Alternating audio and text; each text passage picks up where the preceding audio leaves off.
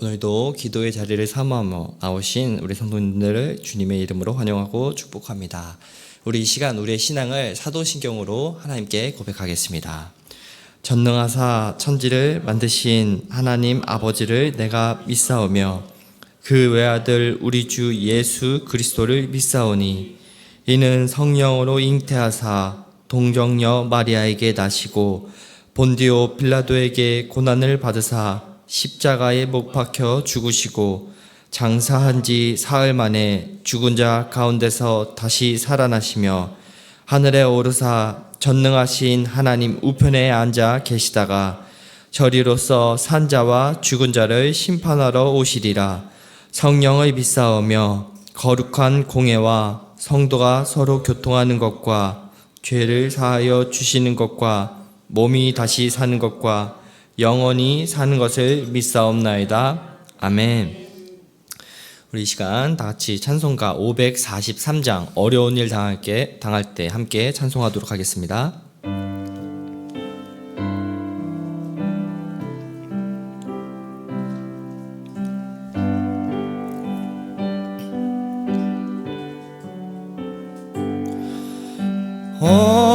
어려운 일 당할 때 나의 믿음 적으나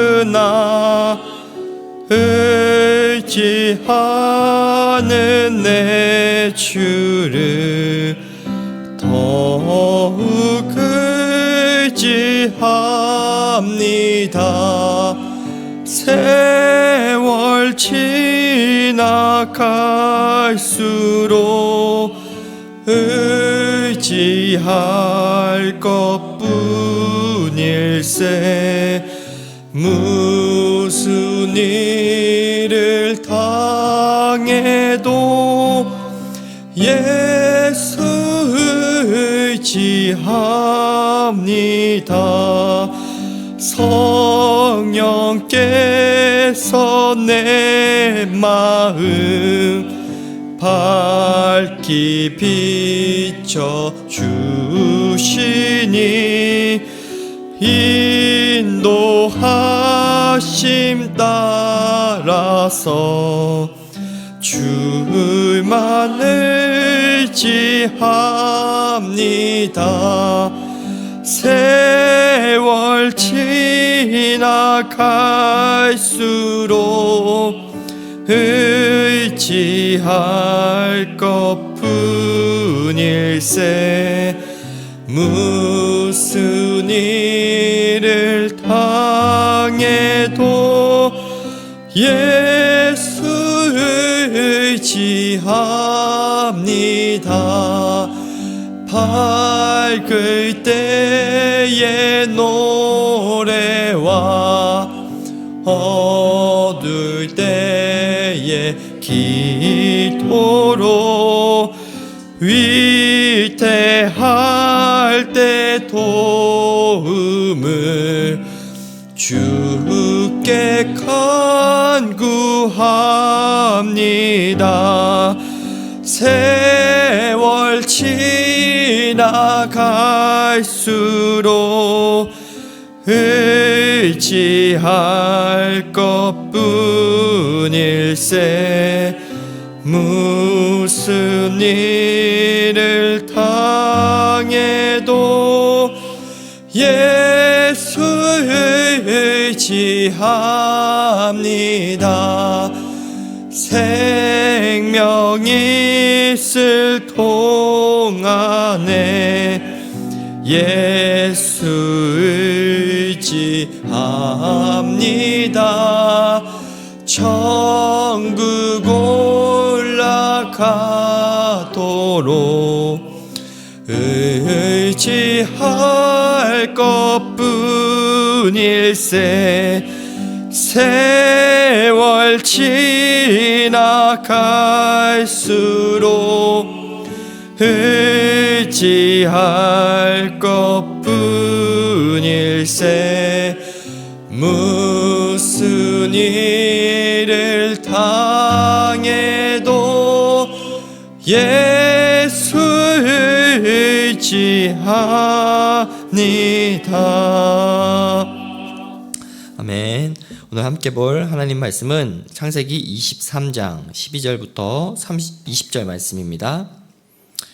창세기 23장 12절부터 20절. 제가 가진 구약 성경으로는 30페이지에 있습니다. 다 찾으신 줄 알고 한 절씩 교독으로 읽고 마지막 20절은 같이 읽도록 하겠습니다. 아브라함이 이에 그 땅의 백성 앞에서 몸을 굽히고 그 땅의 백성이 든 데서 에브론에게 말하여 이르되 당신이 합당히 여기면 청하건대 내 말을 들으시오. 내가 그 밭을 당신에게 주리니 당신은 내게서 받으시오. 내가 나의 죽은 자를 거기 장사하겠노. 에브론이 아브라함에게 대답하여 이르되 내 주여 내 말을 들으소서. 땅값은 은 400세이니라. 그것이 나와 당신 사이에 무슨 문제가 되리까? 당신의 죽은 자를 장사하소서. 아브라함이 에브론의 말을 따라 에브론이 헷 족속이 듣는 데서 말한 대로 상인이 통용하는 은 400세겔을 달아 에브론에게 주었더니 마므레 앞 아벨랄 입은 에브람 밭 곧 그 밭과 거기에 속한 굴과 그 밭과 그 주위에 둘린 모든 나무가 성문에 들어온 모든 헷 족속이 보는 데서 아브라함의 소유를 확정된지라. 그 후에 아브라함이 그 아내 사라를 가나안 땅 마므레 가블레 장사하였더라. 마므레는 곧 헤브론이라. 함께 읽겠습니다. 이와 같이 그 밭과 거기에 속한 굴이 헷 족속으로부터 아브라함이 매장할 소유지로 확정되었더라. 아멘. 창세기 23장은 그 아브라함의 서사의 전환점이자 하나님께서 아브라함에게 주신 언약이 실제 삶 속에서 이제 어떤 방식으로 구현되는지를 뿌리 내리는지를 보여주는 중요한 본문입니다. 창세기 12장에서 하나님은 아브라함에게 크게 두 가지를 약속해 주셨습니다. 하나는 자손에 대한 약속이고 다른 하나는 땅에 대한 약속이었습니다. 자손에 대한 약속은 이삭을 통해서 이미 성취가 되었지만 땅에 대한 약속은 아직 가시적으로 이루어지지 않은 상태였습니다. 이런 상황에서 창세기 23장은 다소 뜻밖의 장면으로 이제 시작이 됩니다. 바로 아브라함의 아내 사라가 생을 마감하는 그런 장면이 등장하는 겁니다. 믿음의 여정 가운데 동행했던 아내, 약속을 함께 기다렸던 그 동반자의 죽음은 아브라함에게 단순한 그 슬픔 이상이었을 겁니다. 그러나 본문은 이 죽음을 통해 하나님의 약속이 어떻게 현실 속에서 뿌리 내리고 가는지를 보여줍니다. 한 세대가 이제 끝이면서 동시에 믿음의 다음 세대를 준비하는 신앙의 분기점이 된 것입니다. 창세기 전체에서 여성의 죽음을 언급하면서 나이를 밝히는 것은 사라가 유일한 인물입니다. 이는 그녀가 이스라엘 민족의 어머니로서 얼마나 존귀한 자리를 차지하였는지를 보여주는 바입니다. 오늘 본문 앞에 내용을 간략하게 좀 얘기를 해보면은 아브라함은 이제 사라를 위한 매장지를 마련하기로 결심합니다. 하지만 그는 여전히 타국인 나그네로서 거주하고 있었기에 자기 소유의 그 땅이 있지 않은 상태였습니다. 그럼에도 그는 헤브론에 있는 막벨라굴을 사기로 결단합니다. 이는 단순한 어떤 장래의 그 준비가 아니라 하나님의 그 약속을 향한 믿음의 실천이었습니다. 이삭이 태어남으로 자손에 대한 약속이 성취되기 시작했다면 땅의 약속은 아직 실현되지 않은 상태였다고 아까 이야기했습니다. 아브라함은 그 약속을 신뢰하며 땅을 소유하기 위한 실질적인 그 첫 걸음을 오늘 이 본문에서 내딛는 겁니다. 하지만 이러한 결정에는 굉장히 큰 믿음의 결단이 있어야만 했습니다. 왜냐하면 당시 고대 근동 사회에서는 외국인이 땅을 사는 일은 굉장히 어려운 일이었기 때문입니다. 먼저 지역 공동체의 동의가 필요했고요. 친교교회의 매매는 원칙적으로 금지가 된 그러한 상황이었습니다. 게다가 땅을 파는 쪽에서 손해를 보지 않기 위해서 여러 조건들을 붙이거나 고가의 금액을 요구하며 자기의 그런 이익을 지키려고 했던 것이 이 당시 고대 근동의 땅 문화에 그 매매하는 그러한 문화였습니다. 이런 여러 가지 어려움이 있음에도 불구하고 아브라함은 땅을 구하기 위한 노력을 하며 믿음으로 나아갔던 겁니다. 아브라함은 그렇게 헷 족속에게 정중하게 다가가서 땅을 구입하겠다는 그러한 의사를 밝힙니다. 놀랍게도 헷 족속은 아브라함을 존중히 대하며 헷 족속이 갖고 있는 묘실 중에 하나를 사라를 장사하라는 굉장히 관대한 그 제안을 아브라함에게 해줍니다.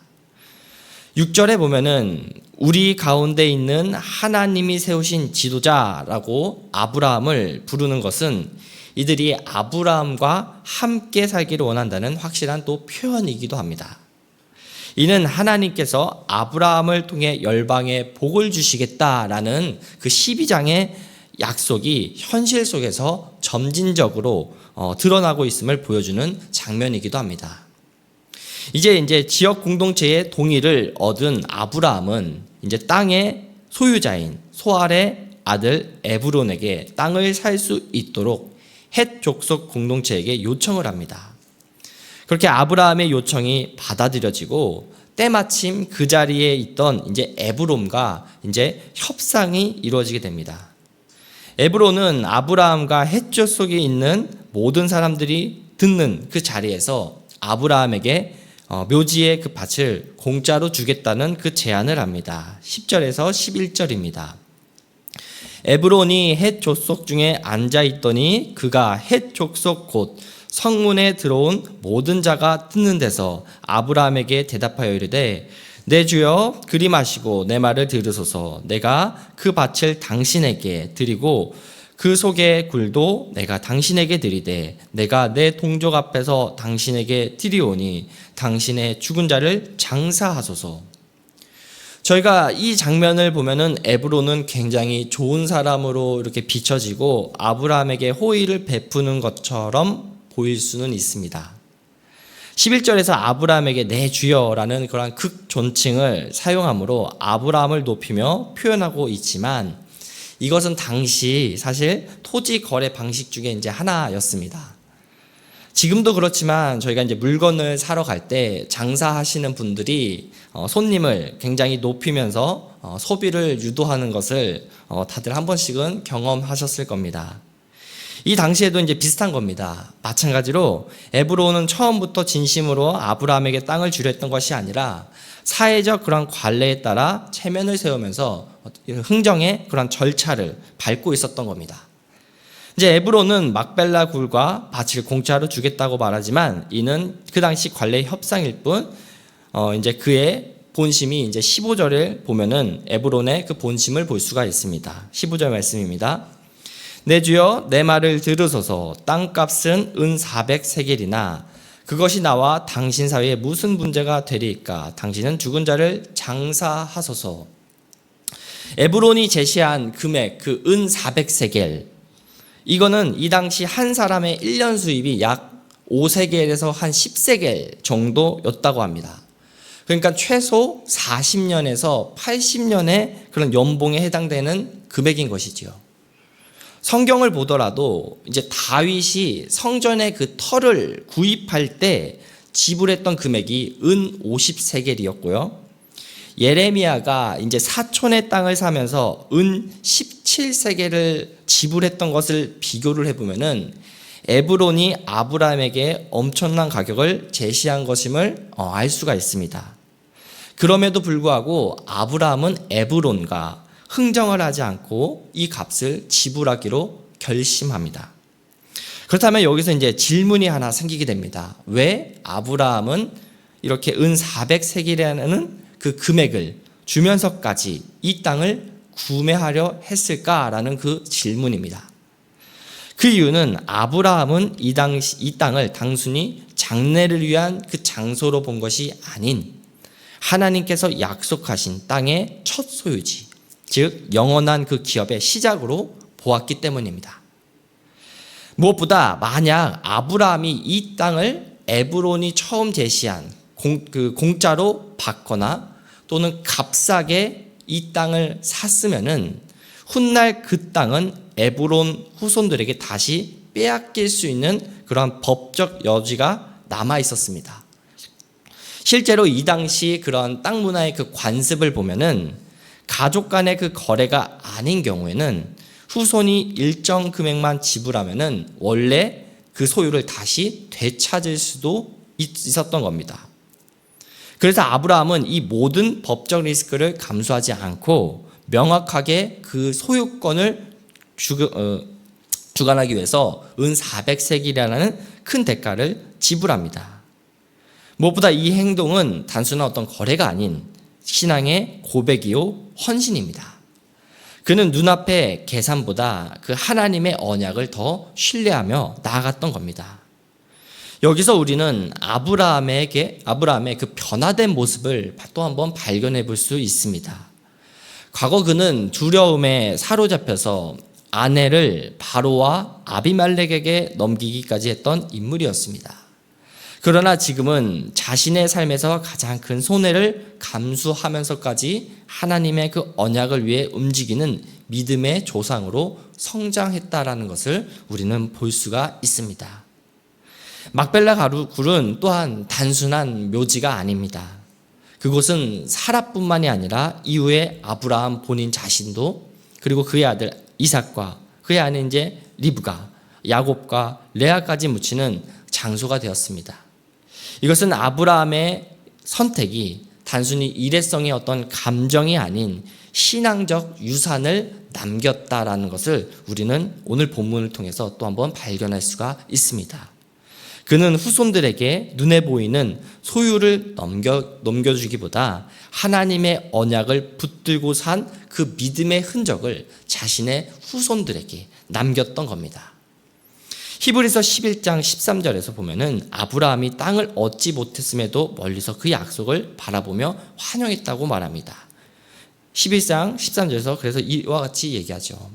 이 사람들은 다 믿음을 따라 죽었으며 약속을 받지 못하였을 때 그것들을 멀리서 보고 환영하며 또 땅에서는 외국인과 나그네를 증언하였더니 아브라함은 늘 하늘의 그 본향을 사모했습니다. 저와 여러분들도 마찬가지입니다. 오늘 이 땅에서 모든 약속이 우리가 눈앞에서 다 실현되는 것은 아닐 수 있습니다. 그러나 우리는 아브라함처럼 아니 그보다 더 명확하게 십자가를 통해서 그 약속의 보증을 받은 자라는 것은 우리는 늘 마음속에 새기며 살아가야 합니다. 아브라함이 자신과 후손을 위해 땅값을 주고 샀다면은 예수 그리스도는 우리의 죄와 죽음을 대신 짊어지고 자신의 피로 우리를 사셨습니다. 은 400세겔과 비교할 수 없는 대가를 치른 분이 바로 예수 그리스도라는 것을 오늘 이 시간 또 마음판에 또 새기면서 나아가는 시간 되길 바랍니다. 말씀을 맺겠습니다. 사랑하는 성도 여러분, 아브라함의 믿음은 단순히 어떤 생각이나 고백에 머무르지 않았습니다. 그는 자신의 손해를 감수하며까지 하나님의 그 약속을 붙들며 현실에서 살아갔습니다.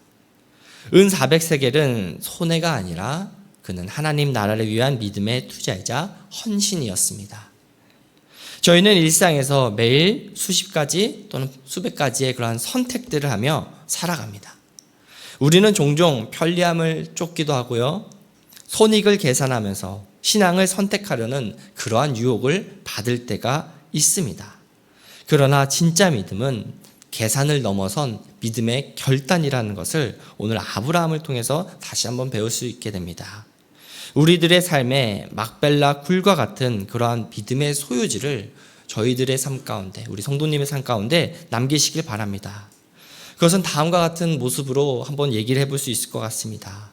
때로는 정직을 위해서 우리가 손해를 능히 감수하는 그러한 삶, 용서를 선택하면서 관계의 그런 회복을 선택하는 우리의 삶, 하나님의 시간을 지키기 위해서 나의 스케줄을 조정하며 우선순위를 지키는 삶, 세상이 보기에 손해 같지만 하나님 앞에서 의미 있는 헌신, 이 모든 작은 결단이 하나님 나라를 이 땅에 세워가는 그러한 흔적이 됩니다. 그리스도께서 우리를 위해 값을 치르셨듯이 우리도 그분의 약속을 믿고 삶 속에서 그 믿음을 증명하며 살아가길 바랍니다. 오늘 하루 그리고 우리 인생 전반에 걸쳐 그래서 하나님의 약속을 향해 걸어가는 아브라함의 그 발걸음을 본받아 후손들에게 그 믿음의 소유를 남기는 우리 복된 성도님들 한 분 한 분 되시길 주님의 이름으로 축복하고 기도합니다. 오늘 말씀을 갖고 세 가지를 기도하길 바랍니다. 먼저 첫 번째로는 손해와 희생 앞에서도 하나님, 저희가 하나님의 말씀을 우선으로 하는 신앙인이 되게 해달라고 우리 이 시간 기도했으면 좋겠습니다. 두 번째로는 아브라함이 후손들에게 막벨라 굴을 남겼듯이 우리 또한 다음 세대들에게 그 믿음의 유산을 남기며 살아가는 믿음의 선배가 되게 해달라고 기도하며 나아갑시다. 마지막 1교구 직장 07 다락방 기도 제목입니다. 순원들이 하나님의 깊은 위로와 사랑을 경험하며 심령이 새 힘을 얻고 회복되게 하소서. 우리 이 세 가지 기도 제목을 갖고 우리 시간 하나님께 나아가길 바랍니다. 함께 기도하겠습니다. 하나님 아버지, 오늘도 말씀을 통해서 저에게 또 한번 깨우침을 주심에 감사함을 드립니다. 하나님, 아브라함이라는 한 사람